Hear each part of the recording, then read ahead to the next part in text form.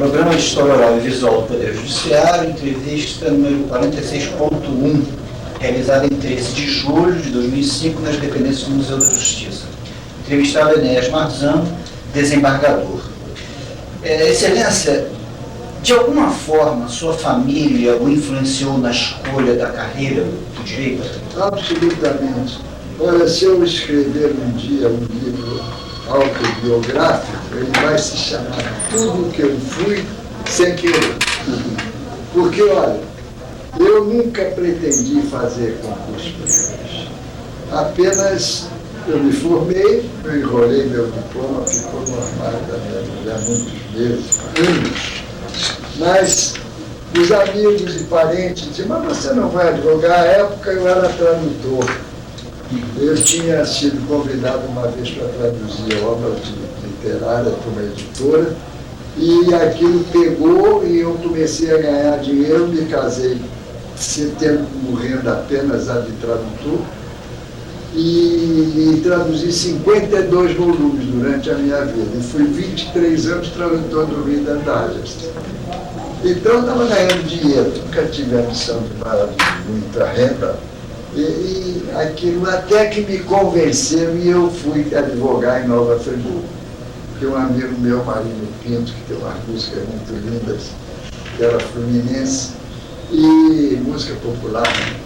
E ele, mas você, né, não vai advogar, que bobagem, você estudou para...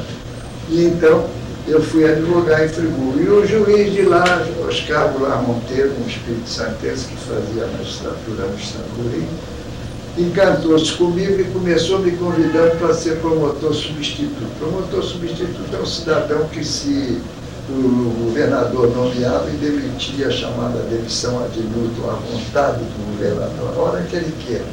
Mas não houve isso comigo. Eu fui então, eu disse, mas doutor Goulart, eu estou advogando agora praticamente. É verdade que eu tinha advogado um pouco no Rio, porque eu estudei trabalhando para o Astolfo Rezende, um grande jurista da posse, né? O homem que tem um tratado da posse até hoje, consultado. E ali eu era estudante e tomava conta da revista deles, a revista de jurisprudência brasileira, mas não como jurista, eu era o factotum. A revista só tinha a mim como empregado. Eu é que ia ao Fândega tratar do papel de imprensa que tinha que ser controlado, eu é que conhecia. Mas acabei conhecendo todos os grandes advogados do Rio de Janeiro da época. Eram meus amigos, porque eles telefonavam. Você, né, eu não recebia ainda o volume e tal, e eu ia, acabava indo. Foi bom, conheci. E quando eu dizia que estava lá, que estava estudando direito, ainda estava estudando, ele dizia, carreira boa e tal.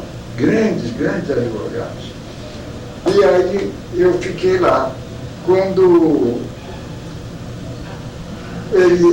Goulart Monteiro disse, não, mas o senhor, eu tenho apreciado o seu trabalho e tal. O seu trabalho, a primeira coisa que eu tive uma investigação de paternidade, ele me negou, ele parece que decidiu com toda razão, que eu sustentei que o filho não era do homem, mas era. Mas, enfim, ele disse, ele um dia me chamou, abriu a gaveta e disse assim, o senhor diz que o senhor advoga há muito pouco tempo, olha aqui, eu tirei uma cópia da minha própria sentença, porque isso aqui a sua petição de recurso. Ele disse, a sua petição de recurso é de um velho profissional. Eu, naquele tempo não era nem velho cidadão, porque eu tinha 30 e poucos anos. Hoje eu tenho 88. Mas aí eu fiquei naquela história lá e ele, um belo dia, chegou à minha casa com uma atestado, embaixo do braço, e disse, eu vim aqui, o senhor amanhã vai se inscrever no concurso para juiz que foi reaberto. Sabe por que aquele concurso levou 2 anos e meio sem se realizar as provas? Porque o Amaral Peixoto ia ser candidato. E o governador da época, eles não queriam, o partido dele, PSDB, sei lá, não queriam que os novos juízes fossem nomeados pelo governador em exercício. Era Edmundo, era Macedão, né? E então, Peitão.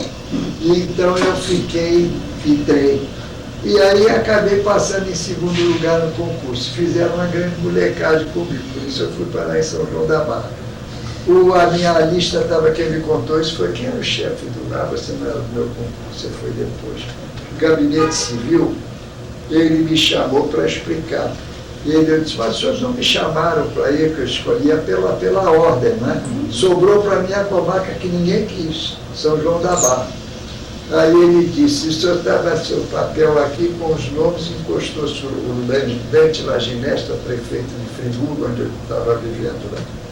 E disse, apontou e disse, esse aqui é o UDNista roxo.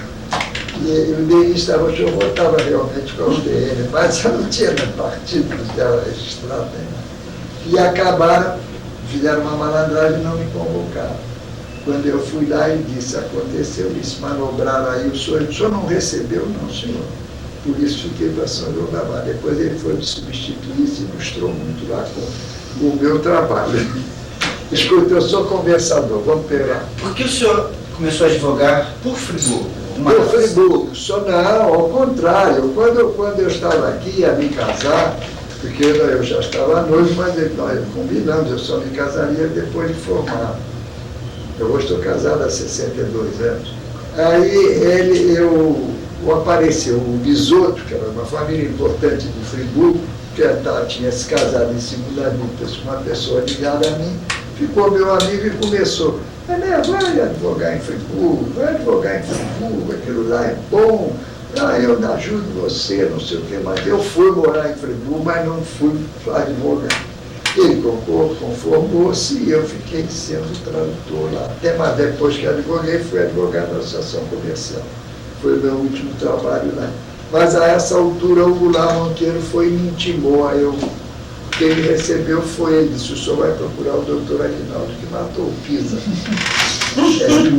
E depois eu sentei na cadeira do Pisa, que esse Aguinaldo assassinou, ainda tinha mancha de sangue aqui do meu lado. Eu assumi a presidência do tribunal, fiz uma reforma geral no gabinete, estava até hoje nesse prédio aqui de Niterói, no gabinete. Eu não era presidente, lá não tem mais tudo. É a minha história. Vamos lá. Para quem acabou a vida colocando caminhos que o senhor não imaginava, não pretendia, o senhor, para fazer uma faculdade nacional de Direito, que era uma faculdade, né, boa, de renome, e para passar em segundo lugar, eu acho que o senhor se esforçava para chegar lá, porque segundo lugar no concurso. Não, mas eu não quero dizer isso, eu quero dizer que eu estava estudando, é claro. Eu tive, graças a Deus, a possibilidade de estudar, eu só fui trabalhar depois de formar. O trabalho de tradutor eu fazia em casa, era trabalho, mas eu fazia em casa. E a sua formação antes da faculdade, inglês para ponto de vista, era inglês, né? Era inglês, mas inglês eu estudei na cultura inglesa, o inglês do ginásio era fraco, né? E fui para lá, mas sem nada. Eu fui porque meu padrinho tinha me recomendado. Ele, muito homem, muito lúcido, dizia, estude inglês, menino, que você essa língua vai ser importante. E aí, um belo dia, o camarada que trabalhava numa editora, amigo do meu irmão, foi ter contato comigo e disse, o senhor, ele me chamava de senhor, porque aí já tinha me formado. O senhor não quer traduzir? Eu digo, eu não quero traduzir, eu leio. Não, ele trabalhava na VEC, era uma editora antiga, né, de livros populares. E eu vou ter trabalho lá, eu vou trazer uma prova para o senhor também. Trouxe lá uma parte de um capítulo de livro. Eu traduzi, ele voltou 2 dias depois e disse que foi aprovado, e o seu Garbadio, que era um espanhol, que distribuía as obras, está esperando o senhor para lhe dar o livro. O primeiro livro chamou-se O Ladrão de Diamantes, de Herder Bigger, que era criou um personagem, o Charlie Chan, né? Detetive Chan, tem, não é? Pois é, o primeiro livro que eu traduzi foi O Ladrão de Diamantes, ganhei R$1.000. De uma sessão. Novidade, seja você o juiz. Uma vez, Vossa Excelência, que é uma decisão. Que você. Não, ele não, sempre foi meu inimigo. E um colega nosso, né? Aí começou a discutir as pessoas. E aí o senhor falou assim, olha, sentença do juiz Não se discute. Recorra. Bom, é porque eu traduzia, né? Aquilo vinha assim, um boletimzinho, ó, tanto, pagava bem, imagina, essa aí, a editora que me pagava mais caro por página era R$40, os Seleções pagava 120. Só que tem que o que pagava 40 me dava um volume de 300 páginas. Seleções mandava 30, 40 páginas por mês, mas era uma nota, 120. Um belo dia eu fui, já não era o primeiro é um homem que depois veio para a academia, mas já morreu também.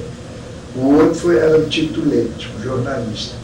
Então ele me chamou, Enéas, eu disse, eu fui levar o trabalho, que a gente entregava lá e pagava a nota no guichê na hora, né, coisa de americano.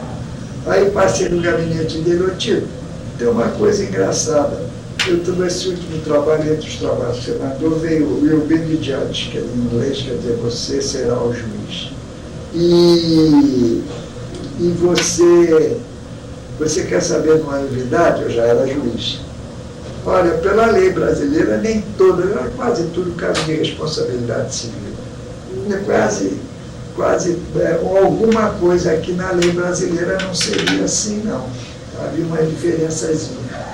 Mas pode acontecer isso? Pode. Você pode fazer para eu ver? Eu não sei o que eu vou ter aqui, que eu vinha no carro, botar gasolina antes. Eu posso. Então faz a tradução para mim. Aí quando chegou o artigo, eu traduzi o inglês e botei do lado da tradução, levei para ele. Ele disse assim, mas é mesmo, tem aqui umas coisas que você devia ver. Tá bem, deixa isso que eu vou examinar, depois eu te falo. Mandou para os Estados Unidos e aí voltou a notícia dizendo: propõe ao juiz que ele faça a tradução e publique a decisão dele. E você vai ganhar mais $200 por número. E aí assim, eu aumentei a renda das seleções do Rio da Nós. Deixa eu perguntar, mas foi por essa questão assim, financeira que o senhor nunca abandonou a tradução? Não, porque eu gostava. Mas aí também. É membro permanente? Eu era no corpo permanente do verdade, durante quase 21 anos ou 22. Quando eu me aposentei lá na UF, eu não tinha o tempo suficiente para ter aposentadoria integral. Aí meu irmão, que faleceu há um ano, só eram os 2 filhos, ele disse: você não sabe que tem uma lei do Juscelino aí que se você provar que exerceu uma profissão daquelas classificadas lá no Ministério do Trabalho, não precisa ter contribuído, basta você provar que exerceu. Eu tinha a prova ideal. Eu juntei os boletins do Reader Digest e me aposentei integralmente. Só que tem que é uma porcaria porque eu fui professor universitário sem ser concursado, né? Então, enquanto ele ganha aí milhões, eu ganho só hoje parece que é 1.700, né? Você foi professor da UF? Professor da UF, fui de 20 e tantos anos, 23 anos de processo civil. Isso foi diretor? Fui diretor 4 anos. Da faculdade de Direito. E 3 vezes para mim, fui uma vez até uma turma que tem a maior turma que já passou pela faculdade, chama-se Desembargador Enéas Mazzano. Sabe por que ela é maior? Era para me castigar em princípio. E depois, porque a esposa do presidente Costa e Silva deu a louca, vocês se lembram, já ouviram falar da história dos excedentes? A turma fazia concurso para as faculdades, mas a faculdade tinha 200 vagas. Eles aprovavam 600 e o resto ficava de fora. Então, todo dia eles pleiteavam: não, dá mais vaga para os excedentes. A dona Yolanda Costa Silva conseguiu que o marido, que era um grande talento, e ele mandou matricular em direito todos os aprovados. E a minha turma tinha 400 alunos. Eu dava aula no auditório e o resto era, como se chama, salão de baile. A moça que não recebe muito convite, cavaleiro, chama-se Flor de Parede, né? Elas ficam na parede. Então eu tinha aquelas paredes. Eu só dava aula do auditório. No ginásio Camilo Guerreiro? Não, no Clóvis Bevilacqua, no salão. Sim. tinha que ser ali, porque era todo mundo e ficava o resto em volta. Vamos embora. Você fez uma pergunta que era por que eu, se for por necessidade, econômica, absolutamente. Eu fiz porque eu gostava e depois de um certo tempo aí eu já estava em todos os órgãos do tribunal. Eu era todos, inclusive do órgão especial. Eu me aposentei como mecânico. Quando me aposentei, eu era o desembargador mais antigo do órgão. Então eu ficava assim, eu tinha uma turma de manhã e uma turma de tarde.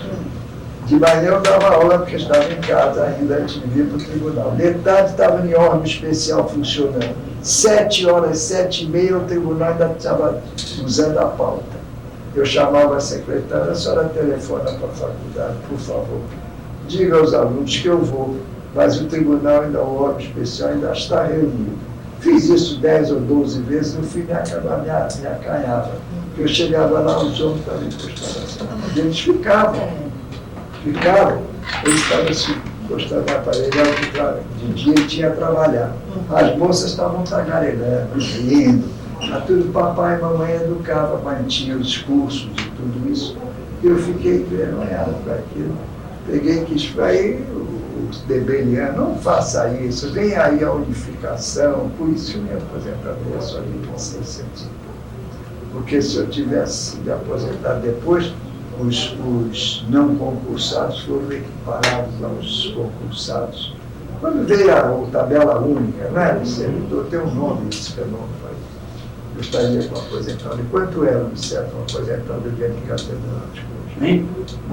Porque eu era.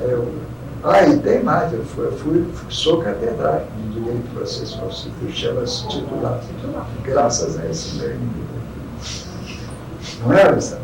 Que eles nós trazemos membro do Conselho Universitário. E ele virou-se para mim, ele desse lado, eu aqui, ele disse, você já viu o negócio aí plano de reclassificação de cargo? Por que bicho é esse? Eu não sei bem o que é isso. Não, estão fazendo aí no Ministério. Mas, Luciana, por quê? Não, você tem que apresentar títulos e tal, pode ser reclassificado. Eu aí juntei 3 livros de direito traduzidos por mim. Não falei com ninguém.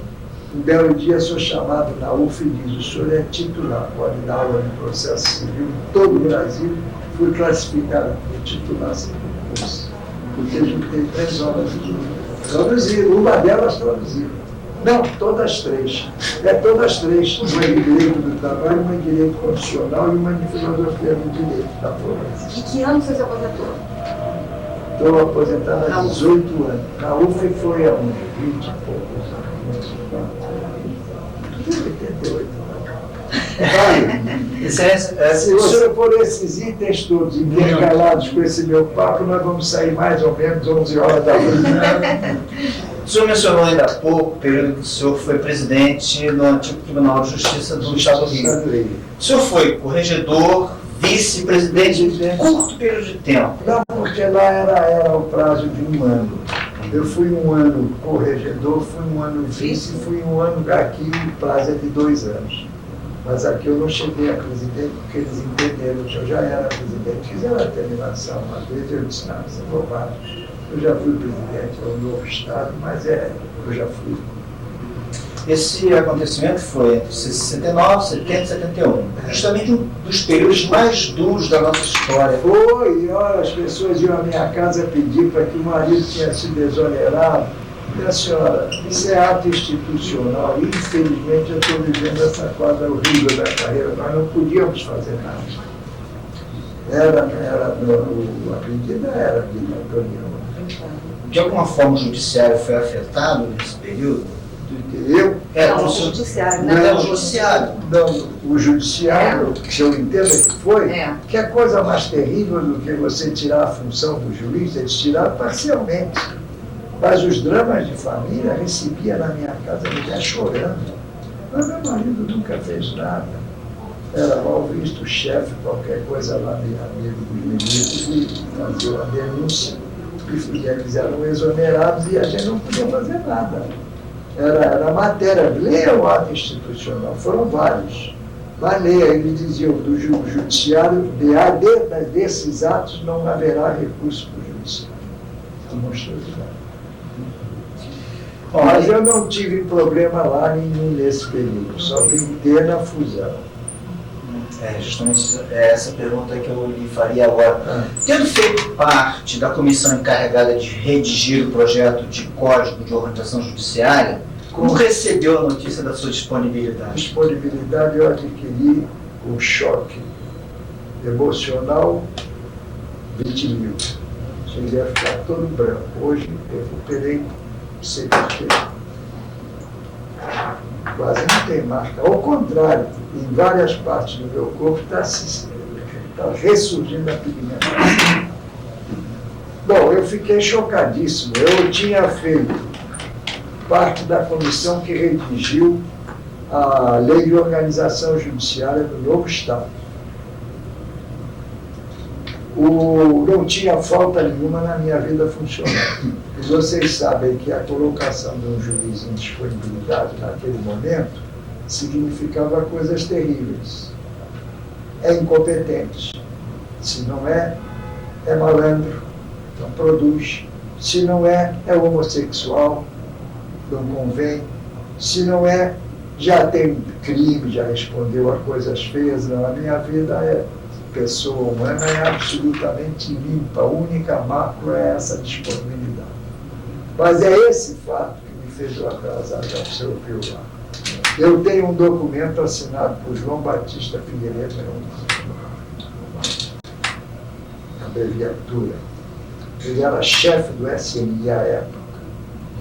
E quando eu fui informado que o meu nome, que estava na cabeça da lista, tinha sido cortado, eu recebi uma ligação. Quando eu soube pelo Edmundo Lins Neto, você deve saber que Edmundo Lins foi ministro do Supremo, presidiu até o Supremo. O neto dele era meu colega de turma na Nacional. Está vivo, mas está agora com a memória ruim. Ele me telefona: Enéas, você pode vir ao Rio?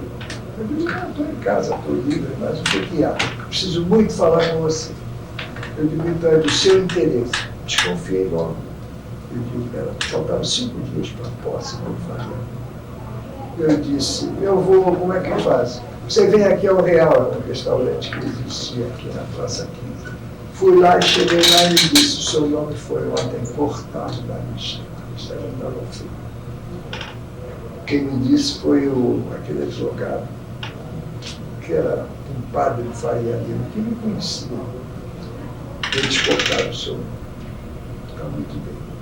E o que faz? Você vai se mexer. Eu tinha feito um curso da Escola Superior de Guerra, naquela época eu conhecia quase todo mundo que era de 4 estrelas, brigadeiro, almirante, general.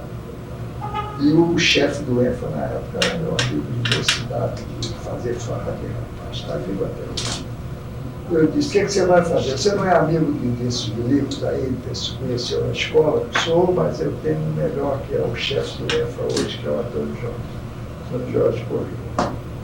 Liguei para ele, fui para casa, liguei para ele, e ele disse: você está maluco? Porque ele sabia que meu nome já estava na lista. Meu amigão, está vivo hoje também, já estava vivo, mais velho que eu.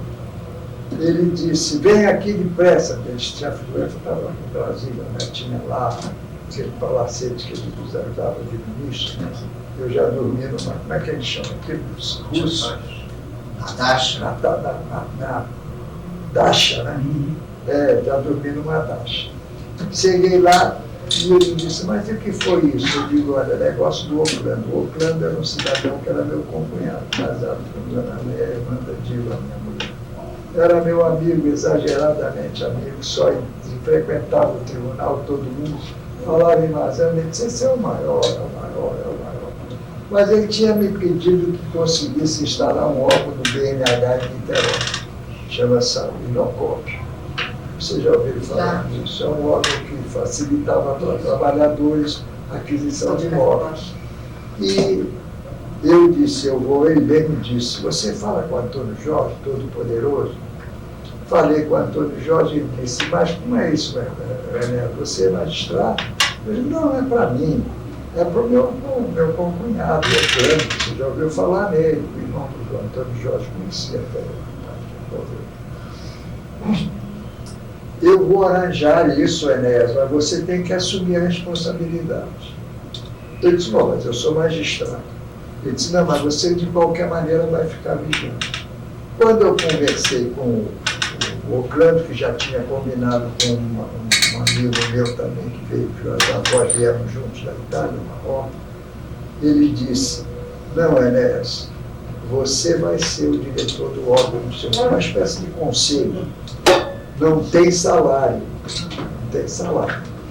mas é exigência do Antônio Jorge. Se você, de algum modo, tem que se responsabilizar, senão eu não arranjo, porque eu não conheço a fundo o teu cunhado, não conheço você, nem o Marrocos, como não conheço, você está me falando nele agora. E ele arranjou, e eu fui nomeado. Mas primeiro eu disse, eu não posso ser, eu sou magistrado. Não, mas na Bahia o Inocop, de lá o presidente do órgão que você vai ocupar é desembargador ativo também. Telefonei para esse desembargador, ele disse, não tem objeção nenhuma. Então eu aceitei, não ganhava nada. Mas aí ele começou a perseguir as pessoas que iam lá tratar de negócio, para fazer o negócio dos dinheiros que estão estourando aí nessas coisas. Eu fui chamado a atenção pelo Marrocos, que é um rapaz correto. Eu disse, esse abacaxi, esse miserável, me fez meter nisso. Chamei e me disse, Oclano, você me colocou, se eu sou juiz. Você me colocou nisso, veio, me arranjou, demonstrou que eu podia ser, mas eu não posso ser juiz, membro de um órgão que começa a fazer patifaria do jeito que você está querendo fazer. Não, eu é que estou vivendo o Marrocos, porque o Marrocos é julgado para cima do outro. Aquilo insistiu, eu vi o Antônio Jorge, que era quem tinha arranjado. Eu quero comunicar uma coisa importante a você. Está havendo isso. E eu já adverti o Oclano que ele não pode continuar.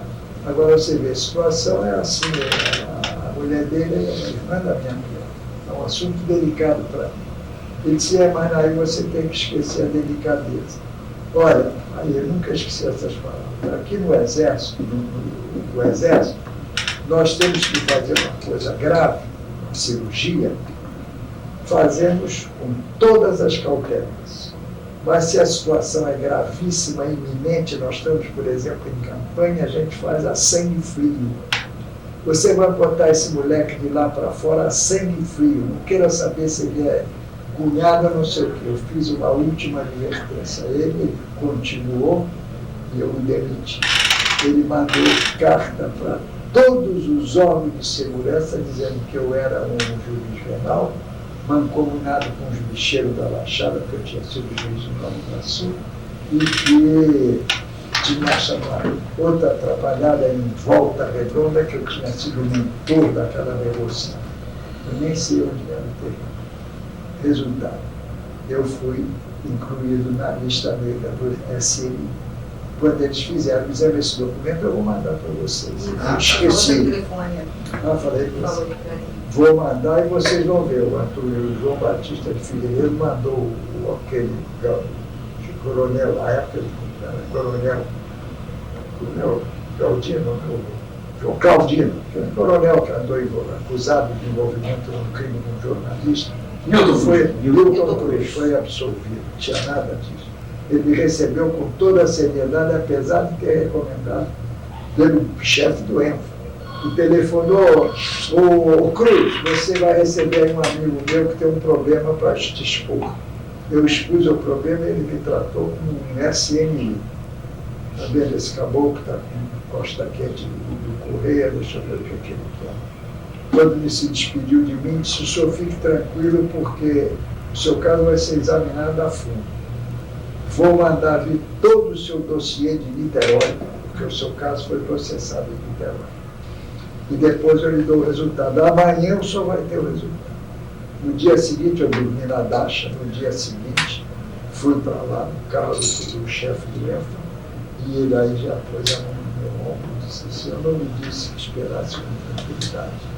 O senhor não tem nada contra o senhor. O seu dossiê veio, eu fiquei até a madrugada lendo tudo. O senhor foi vítima de um informante que se aproveitou porque o serviço é uma vergonha, porque o uniforme O informe é recebido e registrado. Mas a informação é depois de verificado o informe. Só que tem que o SNI passa a considerar você desonesta se eu escrever uma carta falsa e disse, olha, já trabalhou comigo no tribunal, péssima funcionária, além de tudo eu sou o que andou fazendo uma carta inteira. Depois eles vão verificar, não, você é uma funcionária que saiu engalanada. E era o meu caso, que eu não tinha nada contra. Só um momento, se você for aproveitar a oportunidade, só trocar o lado da fita. Então eu estou te gravando, inclusive, você está gravando, inclusive, o que eu estou contando da minha história. Bom, hoje fiquei aí, já que eu me aposentei como membro do órgão especial, decano do tribunal e presidente da 6ª Câmara Civil. Aqui, prova aqui no navio. Governador, o senhor foi, Vossa Excelência, foi colocar em disponibilidade. Mas todos voltaram, só não voltou o que morreu, teve um infarto. Mas às vezes no momento, foi colocar em disponibilidade. E antes disso, participou da comissão pelo antigo Estado do Rio de Janeiro, juntamente com o desembargador Estilo, do desembargador, que era o presidente do tribunal, ex-presidente da Associação dos Magistrados do Brasil. Não, mas ele era o presidente da Associação dos E foi presidente do E o desembargador Jalmir, também ex-presidente do tribunal, que era, realmente, a liderança do antigo Estado do Rio de Janeiro. Bom, dos três, dois foram colocados em disponibilidade. A história que o desembargador contou pode ser um pretexto, mas há alguma coisa que tem que ser examinada. Porque na fusão, a reação de alguns elementos da antiga bancária foi terrível. Que eram chegados ao governador. Não era nem atitude de juiz. Eles receberam os desembargadores de uma maneira descortês.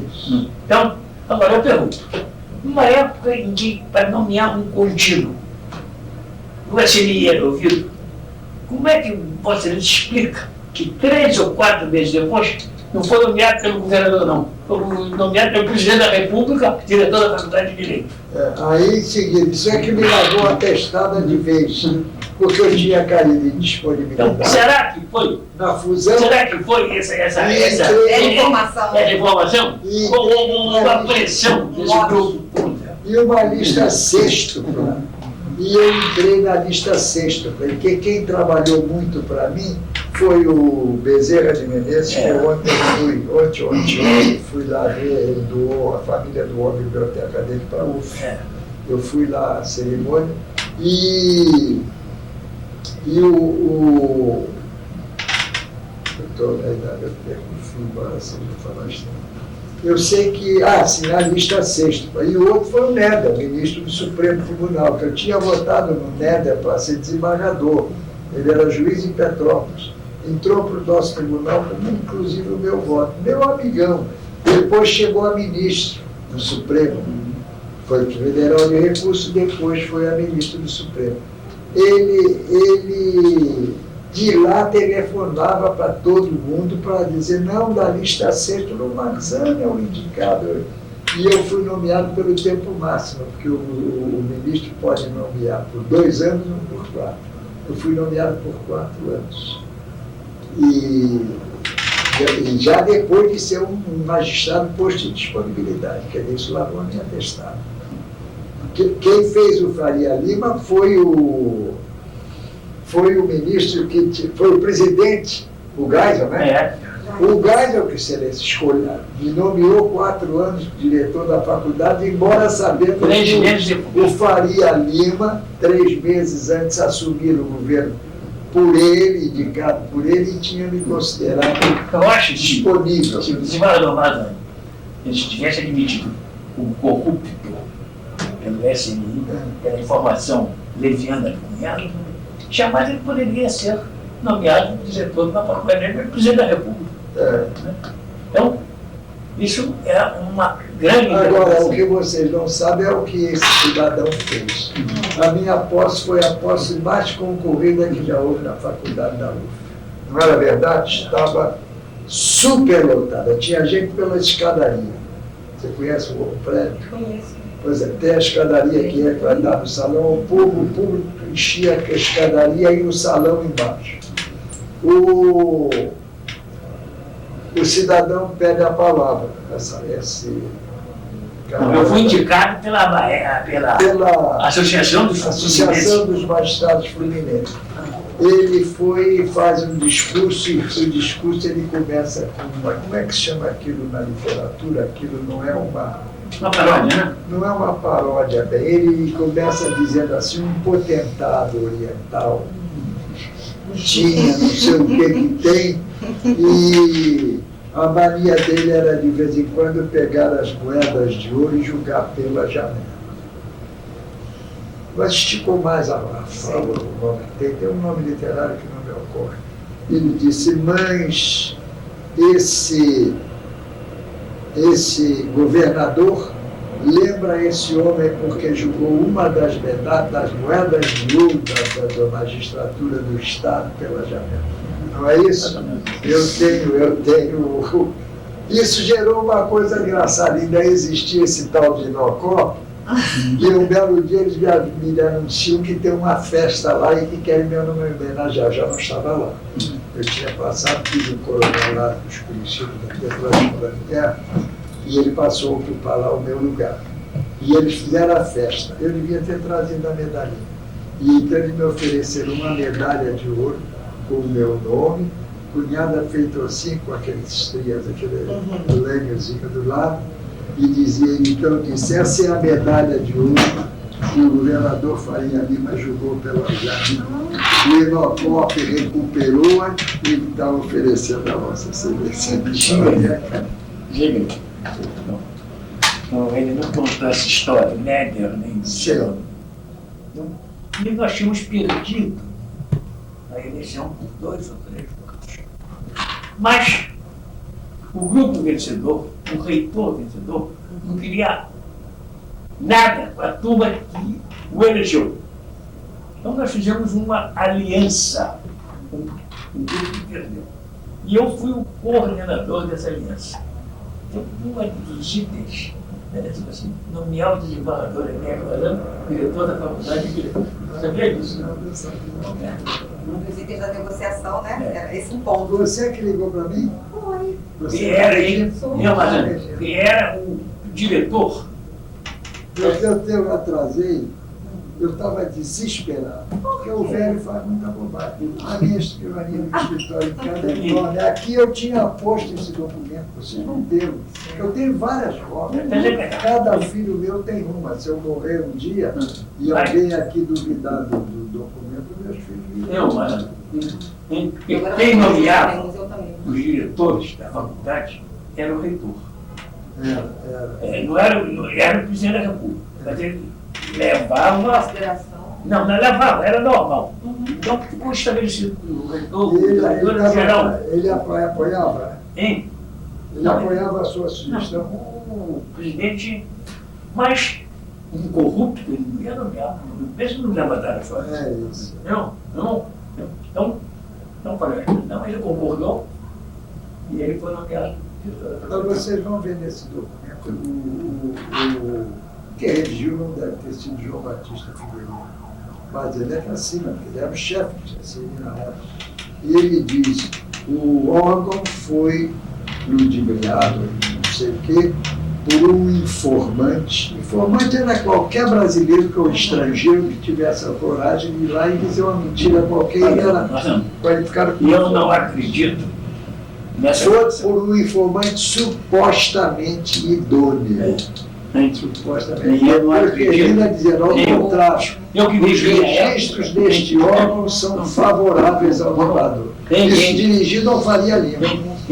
Isso, eu não acredito nessa história que ele contou de Ucrânia, né? Não, eu tenho cópia de um pressão da turma que pressionou mais ainda. A turma do antigo Xandu recebia a metade da antiga Guanabara. Era metade.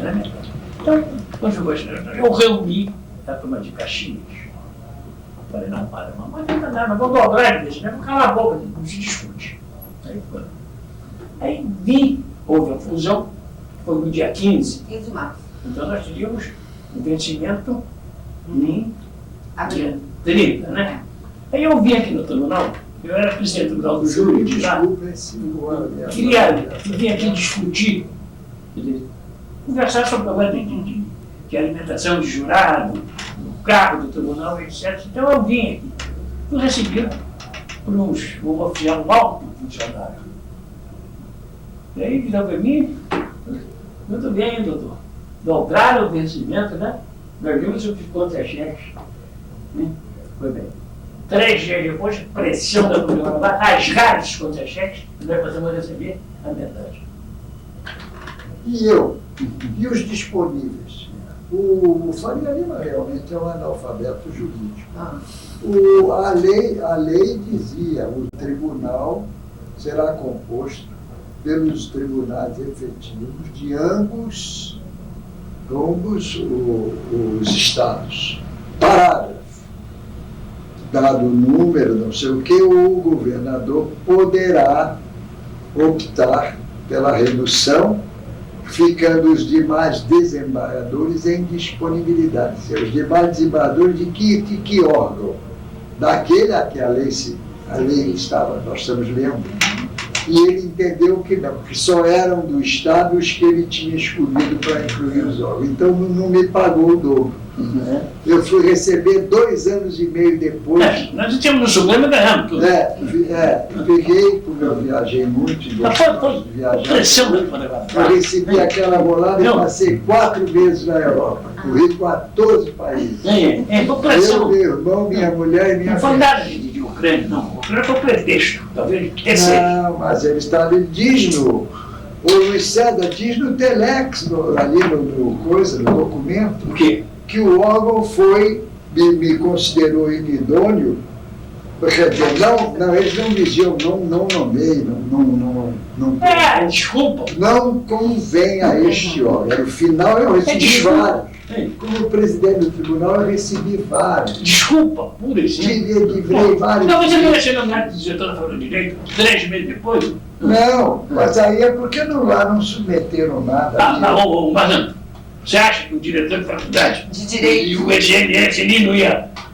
Que você é? Não, eu achei um absurdo. Não presta para um, não presta para outro. Porque eu disse, não é? Olha, como é teu nome? Ainda mais no foco estudantil e deixar... Jorge, filho Jorge. Jorge, você me desculpe, esse camarada me faz falar mais. Ele já ia falar. Não é assim, Jorge. É professor, mestre em História. Eu sei. Pela Universidade de Fluminense. E doutorando. Está fazendo pós-graduação? Outra. E ela também é doutora. Também você é formada também. Fiz História no Direito na Nacional. Ah, então. Está dizendo o que é isso aqui? Eu fui da Nacional. Eu sei. Você está dizendo que é o que é isso aqui? Não, o museu é uma instituição muito importante. Vamos lá, vamos lá. História é uma coisa Regina, que eu estou preso. Tá preso. Em 1979, Silêncio, como o senhor encontrou o tribunal quando da sua volta? Como já estava o relacionamento? Estava abrandado, de certo modo, com os desembargadores. Mas os do Estado do Rio Antigo guardavam uma certa reserva, magoados porque sabia que esses que ele quer se referir, que não nomeou, fez muito bem, eram os que tinham, eles não tinham nada contra nós, só dizíamos que nós seria a invasão dos bárbaros. Porque nós éramos ignorantes e eles é que sabiam direito. Nós éramos os desonestos e eles é que seriam os puros. Essa é a história que eu não ouvi de boca própria, mas era o que todo mundo dizia.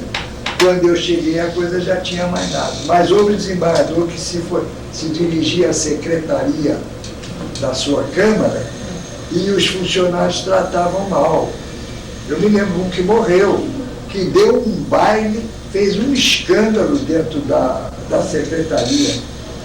O que eles estavam pensando que eram os desembargadores que tinham chegado?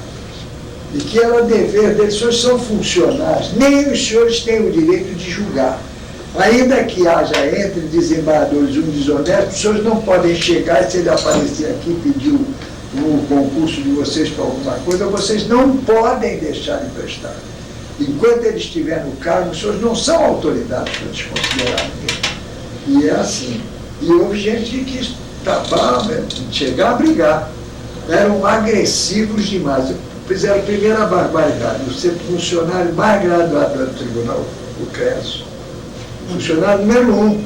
Puseram o Creso num corredor com uma cadeira e uma carteira tipo colegial, rubricando processo, autos de inscrição de concurso para juiz. E só foi. Isso é uma barbaridade. E o chefão era da minha turma, o está doente, muito grave, o Wilton Barros, o seu funcionário número 1 do tribunal. Quando eu cheguei, foi meu colega.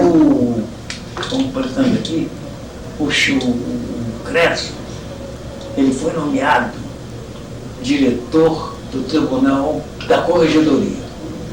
Porque os 3 eleitos, 2 da antiga Guanabara, mas o terceiro foi nomeado do antigo Estado do Rio. Porque havia uma luta interna. Havia. E a Constituição do Rio resolveu a questão. E por isso recebeu a Corregedoria. Eu vi coisa Tinha um horrível. racha, né? De um desembargador até respeitável, ele está vivo por outros aspectos. Mas eles tinham tanta paixão naquela história que, julgando o caso de uma funcionária, ele sentava-se do meu lado aqui, eu não estava na Câmara. E a certa altura eu não me contive, eu disse, mas fulano, você não vai me dizer que isso aqui é realmente a decisão justa. Você já sabe que vários casos semelhantes a esse já foram deferidos aqui. Só porque essa moça é do antigo Estado do Rio, ele ficou sem graça. Era assim. Era assim. Eu dizia, eu trago para você jurisprudência igualzinha. Muito digno isso, mas era tal a paixão. Você vê, um nome importante no tribunal. Eu sei. Hoje me trata bem, tem até pena dele, ele está muito doentinho, está mais velho também do que eu. Mas era coisa assim, eu me testei, eu disse, que é isso? Tem aqui, eu estou aqui há pouco tempo, mas eu conheço a jurisprudência, esse caso é exatamente igual a outros do antigo Estado. Eles não fizeram a barbaridade de agora, houve uma exoneração de massa, não houve de gente que trabalhou aqui no Alçada Criminal. Eles não mandaram embora nenhum do Alçada Civil. Só a suposição de que eram nomeações falsas, que ele se conseguiu ser funcionário de uma prefeitura e depois vinham para cá. Mas eram funcionários, uns tinham, outros acredito até que não tivessem arranjado um documento falso. Eu conheço alguns casos, mas fizeram barbaridade. Um rapaz que serviu aqui 20 e poucos anos, funcionário humilde, não era nenhum modelo, mas não tinha falta, nunca foi processado. Teve 20 anos quase aqui, com mais de 40 anos de idade, devolveram o rapaz os fundamentos. Ele já tinha sido devolvido uma vez pelo presidente anterior, que foi o primeiro a fazer a devolução. Vocês são antigos? Trabalharam no criminal? O primeiro foi o... Ora, qual é o primeiro presidente que devolveu? Palmeiro, Hein? Palmeiro Júnior. Romerinho, para nós era Romerinho. Romerinho devolveu. Ele foi absorvido pela prefeitura, trabalhou 3 anos e meio. Depois o Malcher, conhecendo a família dele, conseguiu que ele fosse novamente requisitado. Pois bem, contra ele se levantava a suspeita de que era uma falsa nomeação. Ora, se ele foi reabsorvido pelo órgão cedente, é um disparate para um jurista alegar isso. Segundo lugar, ele veio para aqui e propôs, a pedido meu, inclusive, porque a mãe dele foi secretária da minha Câmara em Niterói, que eu nunca mudei. Eu fui a desembargador, fui na primeira Câmara, presidi até o fim da fusão da primeira Câmara. Vim para aqui e fui para a 6ª Câmara e fui aposentado na 6ª Câmara. Pois bem, ele foi trabalhou, a mãe dele era secretária da primeira Câmara, minha amiga até hoje. E ela cavou para o filho. Criaram o quadro suplementar, o Shoa criou, aquele fatídico quadro suplementar. E ele foi incluído no quadro suplementar pelo Shoa, que incluiu outras pessoas que ele quis. Muito bem.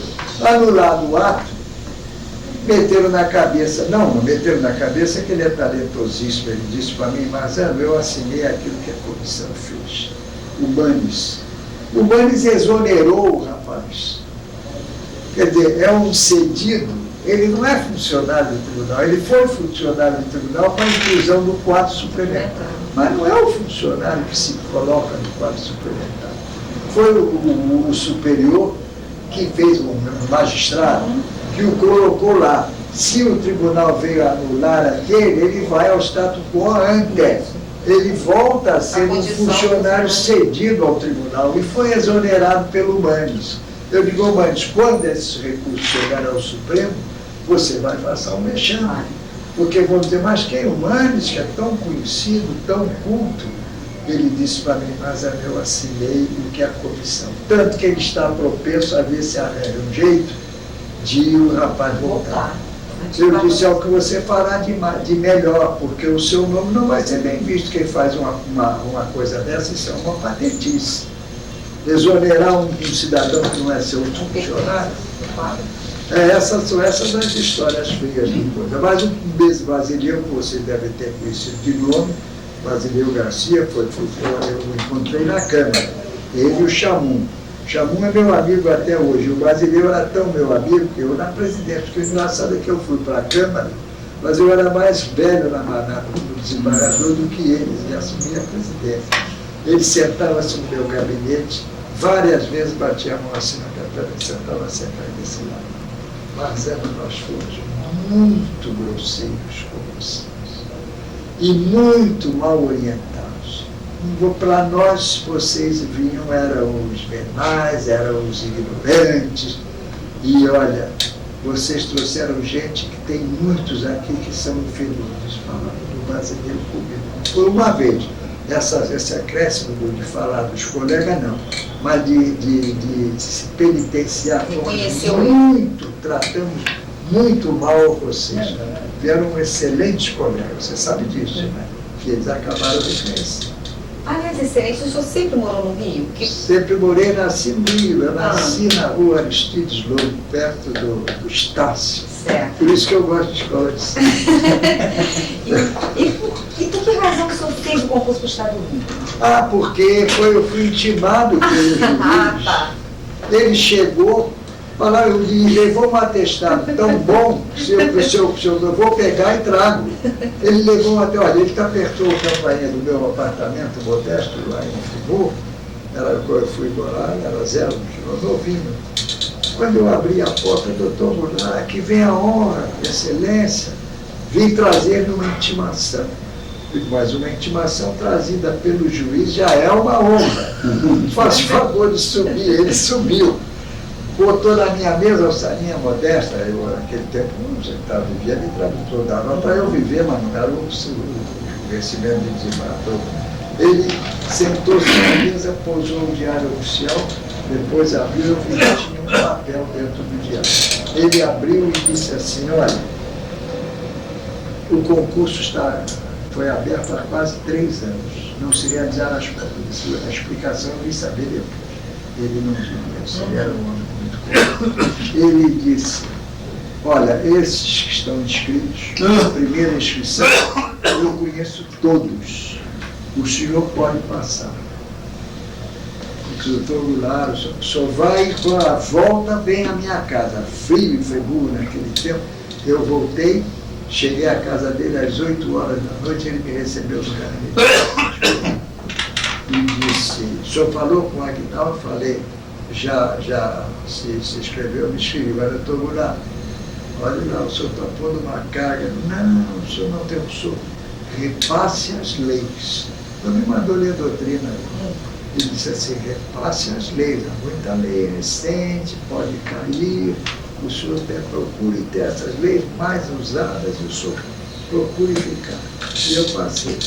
Ainda tem mais um episódio. Fui chamado para o oral.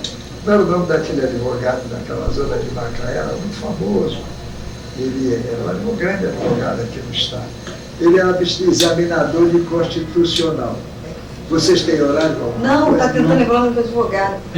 Não, ele estava examinador de constitucional. Chamou ele, nós lá sentei. Ele estava virado, conversando assim, no lado de cá. Você hoje sou eu, aqui é o examinador, ele estava conversando com um colega aqui, que eu não me lembro quem era, outro examinador, eu não conhecia ninguém. Aí ele acabou a conversinha, virou-se e disse assim, eu chamei Enéas Marzano. Sou eu mesmo. Meus parabéns, eu lhe dei 10. Aí eu disse, muito obrigado. Mas sabe por que eu passei? Não tinha o conhecimento de direito para ser o segundo colocado. É que eu era um tradutor de muitos anos e se eu não conhecesse a língua, eu não teria trabalho. Eu escrevo bem, conheço, sei escrever corretamente. E então eu fiz a minha prova, claro, eu tinha nariz de cera para todos os pontos, estava preparado. Caiu lá, habeas corpus, eu digo, aqui isso já vou começar. Tá. Nariz de cera, sabe que o examinando prepara uma coisa em branco, né? Isso. Você vê esse ponto, sobre isso aqui tem até umas coisas interessantes, que você parece que você é um grande jurista. Só para fechar essa Deixa questão... quando você quiser. Eu só estou triste porque eu sou incoercível nessa maneira. Não, que isso, senhor. É só para fechar o tema da fusão, eu gostaria de saber das circunstâncias em que o senhor foi reaproveitado. Isso é muito simples. O Marins Peixoto, que era daqui, que se tornou logo meu amigo por causa do Aloysio Maria Teixeira, que é um dos que fez esse prédio aqui. O Aloysio era meu amigo porque nos conhecemos do Supremo Tribunal Federal. Quando eu recebi a medalha do Mérito Judiciário Nacional, ele recebia também, no mesmo dia. Só tem que ele estava recebendo como desembargador e eu estava recebendo como juiz de direito de Nova Iguaçu. Eu tenho 2 medalhas. Eu tenho a daqui, criada no nosso estado, e tenho a desse estado aqui. Então eu tenho lá no meu quadro de medalha, só um medalhãozinho aqui. Aquilo ali tem o Mérito Judiciário Nacional e tem o Mérito Judiciário criado no estado do Rio pelo Jacinto. Foi quem teve a ideia e custeou a primeira remessa das medalhas, foi ele que pagou. Mas aí ficamos amigos. Então eu frequentava, porque aqui ninguém entrava no bar, não. Nem desembargador, tinha que mandar dizer que era um desembargador, e tinha um desembargador para dizer o guarda na porta que podia entrar. O juiz não entrava antes do desembargador tomava o café. Aqui era assim. Eles eram aristocráticos para eles mesmos. Mas eu sempre fui recebido minha pouco. Mas conheci aquele outro que só andava de terno branco, que era muito famoso, mulherengo. Grande juiz também, muito bom, muito correto, mas não existia aos encantos femininos. E assim é que eu vim para aqui, respondendo a pergunta dele. Eu cheguei aqui porque primeiro foi o Marins, que disse, já falei com o Chagas, ele era amicíssimo Chagas. O Chagas tinha uma pasta, eu vi na mesa dele aqui escrito, desembargador Marins. Qualquer coisa que chegasse às mãos dele, mesmo que fosse assunto do Estado, ligado ao judiciário, ele chamava o Marins. Marins, vem cá que eu tenho que falar com os negócios aqui com você. Marins entrava, ia tomar café da manhã com ele. E aí ele dizia, e ele chegou e disse, olha, você tem que reconduzir aqueles colegas do Estado do Rio, porque aquilo foi uma barbaridade. Marzano, Stil, o Sinésio, tudo gente muito boa. E um dia eu fui a uma festa com meu filho fiscal de renda. Hoje é até o diretor da região dos Lagos. Eles criaram um cargo de diretor agora. Antes era um inspetor em cada inspetoria. Hoje tem um inspetor, mas tem um fiscal que é o diretor de uma zona. Meu filho é de toda a região dos Lagos. Ele disse, eu fui lá e estava o tio Chagas. Aí nós me aproximei, cumprimentei, ele era muito simplório, aparentemente, bom. Ele disse assim, nós temos um grande amigo em comum. Eu disse, o senhor se refere ao Marins. O Marins Peixoto. Depois ele disse assim, o senhor sabe que os senhores vão montar, não é? E eu fiquei sabendo que ele ia reconduzir os que estavam em disponibilidade. Você perguntou se... Foi isso, você respondeu. Não, voltei assim, não tinha nada que fazer, porque àquela altura o que é que eu ia fazer mais? O Correia, que era o meu grande trunfo, já não era nessa altura chefe do EFA, embora ele seja contadíssimo até hoje, um grande nome do Exército, eu não tinha mais que lidar com meus amigos da ESG. Eu estava esperando e quando o Aloysio soube, ligou para minha casa e disse assim, olha, tem uma vaga aqui na 6ª Câmara que eu estou guardando para você. Gesto bonito.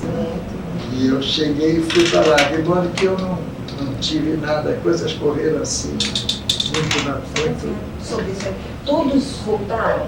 Todos voltaram, só não um que morreu. Um tinha sofrido um problema cardíaco muito grave. Ele se abalou tanto que teve um infarto e morreu. O outro se apresentou. E o 6º, que era o Jesus Palpellini, esse entrou qualquer governador e não incluiria, mandaria chamá-lo. Ele, 30 dias depois da instalação, da criação do novo Estado, ele se aposentou. José Pellini. Ele ele botar o desembargador para ficar 30 dias e sair a receber processo depois do mar. E ele nem se melindrou por isso. É que nós estamos lembrando do caso da doutora Iete daqui.